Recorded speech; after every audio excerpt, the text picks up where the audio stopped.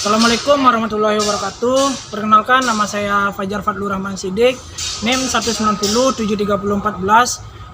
Pada kesempatan observasi kali ini saya akan menjelaskan tentang alat berat, yaitu ekskavator yang ada di samping saya.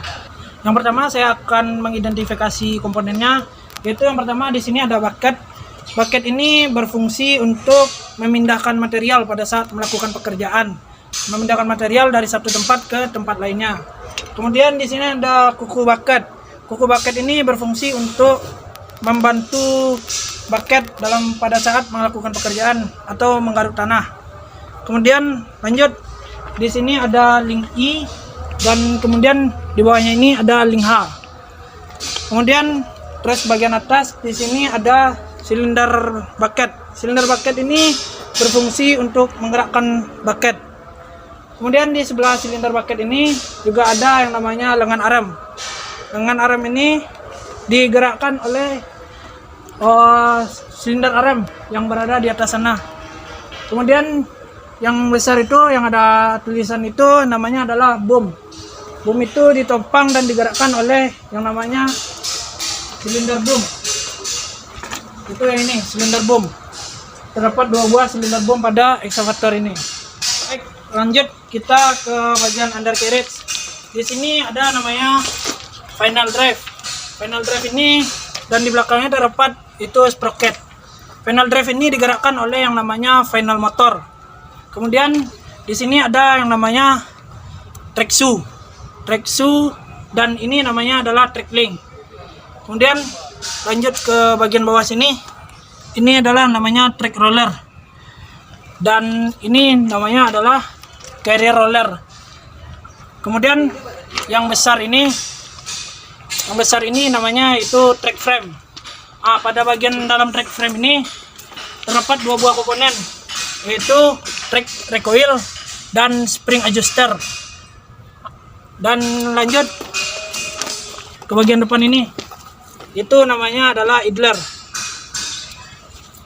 Lalu kita lanjut ke bagian atas.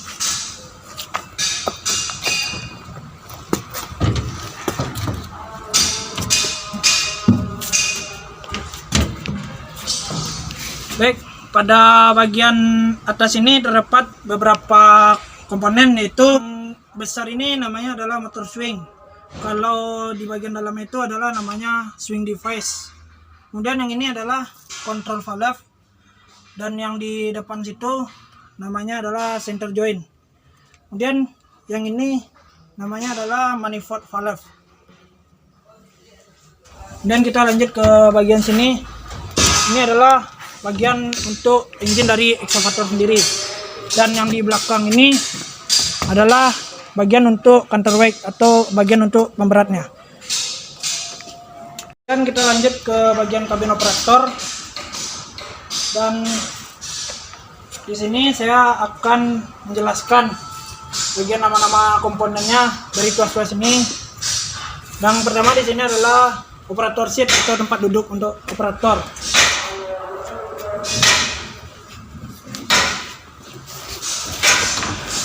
Baik, pada bagian kabin operator terdapat beberapa komponen, yaitu di sini ada kunci kontak, di sini ada RPM selector. Kemudian di sini juga terdapat display, ada display untuk bahan bakar dan display untuk temperatur mesin. Dan di sini juga terdapat beberapa tombol. Kemudian di sini juga terdapat beberapa tuas, yaitu bila kita tarik ke belakang itu ini akan boom naik, dan kita bila dorong ke depan ini adalah boom turun. Bila kita dorong ke kanan ini akan bucket out atau bucketnya membuka, dan bila kita dorong ke kiri bucketnya akan in atau bucketnya akan menutup. Baik, lanjut ke tuas yang ada sebelah kiri. Jika kita tarik ke belakang itu akan arm in, dan jika kita tarik ke depan akan arm out. Dan bila kita tarik ke kanan akan swing kanan, dan bila kita tarik ke kiri akan swing kiri. Baik, kemudian kita lanjut ke bagian tuas yang ada di sebelah kiri. Jika kedua tuas ini didorong ke depan, maka eksavator akan travel maju. Dan jika didorong ke belakang, maka eksavator akan travel mundur. Jika salah satu tuas akan didorong, maka eksavator akan berbelok ke kanan atau berbelok ke kiri. Selain sebagai tuas untuk travel, tuas ini juga berfungsi sebagai steering pada eksavator. Oke, sekarang kita lanjut ke bagian perawatan hariannya atau daily inspection. Yang pertama, di sini kita harus memberi gemuk pada bagian ujung stick arm ini. Batas pemberian gemuknya yaitu sampai gemuk tersebut keluar di sela-sela pin ini. Kemudian juga pemberian gemuk pada ujung link I dan juga ujung link H. Kemudian selain itu juga pemberian gemuk pada bagian root bucket silinder, yaitu ini bagian pentinnya untuk memberikan gemuk, dan juga pada bagian pangkal dari bucket silinder. Lanjut ke sebelah sini, pada bagian rod arm silinder juga diberikan gemuk sampai pada bagian pangkal dari arm silinder. Kemudian di sebelah sini juga diberikan gemuk pada bagian rod dari bom silinder dan juga dari pangkal bom silinder. Seperti yang bisa kita lihat di sini juga ada pentin untuk pemberian gemuknya. Tujuan daripada untuk memberi gemuk pada masing-masing pen ini adalah untuk mengurangi keausan, karena apabila pen ini mengalami keausan, maka biaya perawatannya itu akan lebih besar daripada biaya dari perawatan hariannya. Dan tujuannya juga untuk memperpanjang umur dari unit eksavator ini sendiri. Baik, kita lanjut ke bagian undercarriage. Sebenarnya ini bukan perawatan harian. Perawatannya itu apabila track link ini sudah kendor atau mengalami kendor, maka kita harus beri gemuk pada bagian spring adjusternya, dan kita juga harus menyetelnya pada bagian spring adjuster. Tujuannya supaya bagian idler ini lebih terdorong ke depan sehingga track link ini menjadi tegang kembali dan tidak kendor. Kemudian kita lanjut ke bagian engine-nya.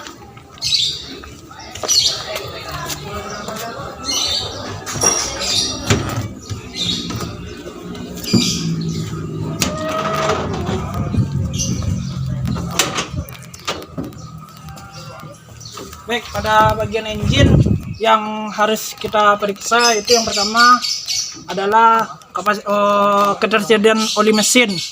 Oli mesin ini harus dipastikan berada pada batas level maksimum dan tidak boleh kurang dari batas level minimum. Selanjutnya yaitu pemeriksaan ketersediaan air radiator dari mesin eksavator sendiri. Baik, kita lanjut ke bagian samping dari eksavator ini. Ada bagian hidrolik ini atau bagian samping ini yang kita periksa adalah ketersediaan dari oli hidrolik. Untuk patokannya, apabila lengan arm kita panjangkan ke depan, maka oli hidrolik di sini harus berada pada level maksimal. Apabila mengalami kekurangan, maka kita harus menambah oli hidrolik tersebut dan jangan sampai mengalami kekurangan.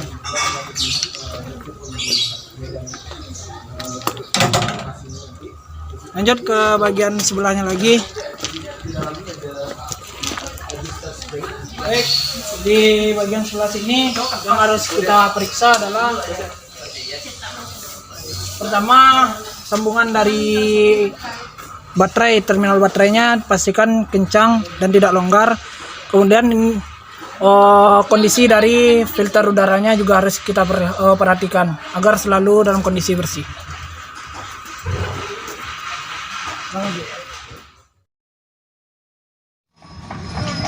Baik, kali ini kita akan melakukan observasi tentang pengoperasian dari alat berat berjenis eksavator.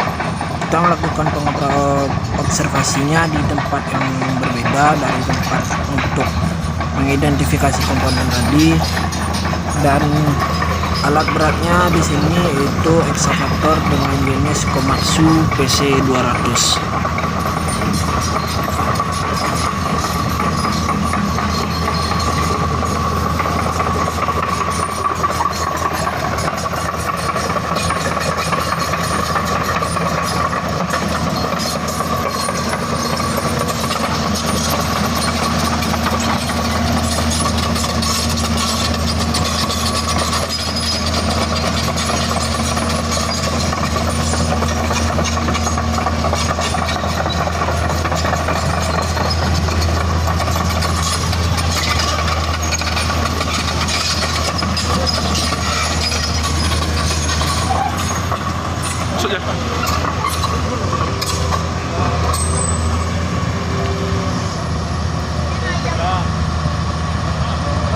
kali ini kita akan proses pengoperasian dari alat berat berjenis ekskavator ini, dan mari kita ikuti alat berat tersebut.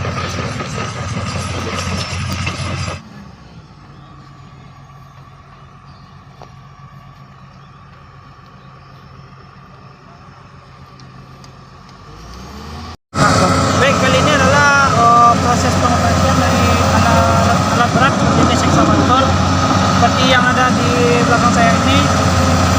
Alat beratnya adalah ekskavator dengan jenis Komatsu, dan kali ini adalah proyek itu pelebaran jalan.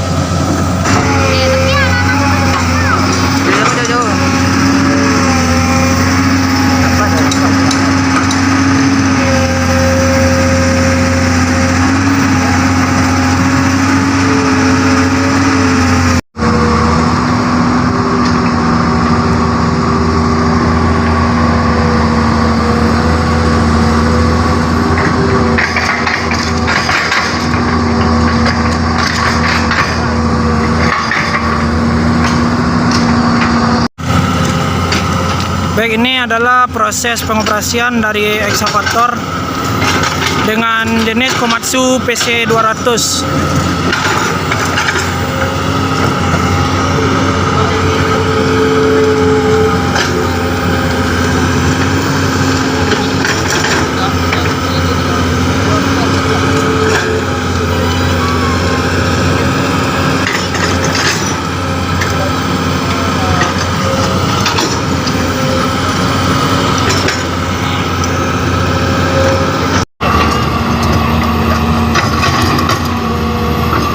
Jalan tu jarang ini lagi in market out. Sekarang ni nemu yang di tengah swing kiri, swing kanan. Beda, belah. Kalau Pada observasi pengoperasian ekskavator kali ini, sayangnya kami tidak diizinkan oleh operatornya untuk naik ke atas ekskavator tersebut. Mungkin karena kan sedang beroperasi atau sedang kerja, maka dari itu kami hanya bisa mengambil video atau data dari luar ekskavator saja dengan melihat pergerakan-pergerakan dari ekskavator tersebut, tetapi tidak bisa melihat secara dekat bagaimana pergerakan tuas-tuas dari ekskavator itu sendiri. Baik, kali ini adalah pengoperasian dari ekskavator ini, dan di sini bisa kita lihat pergerakan dari ekskavatornya. Itu antara lain adalah bucket in, bucket out, arm in, arm out, dan travel maju. ini travel maju ya. Dan ini adalah pergerakan itu travel maju.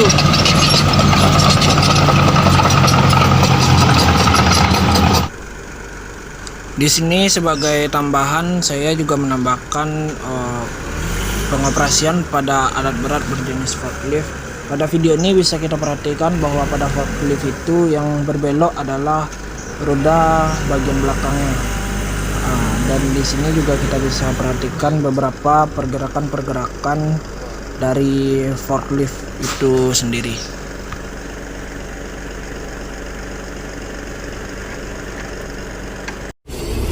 Pada pengoperasian forklift kali ini, saya dapat memperhatikan beberapa pergerakan tuas-tuas dari forklift itu sendiri, dan beberapa pergerakan dari forklift itu diantaranya seperti pergerakan lowering ini atau pergerakan turun.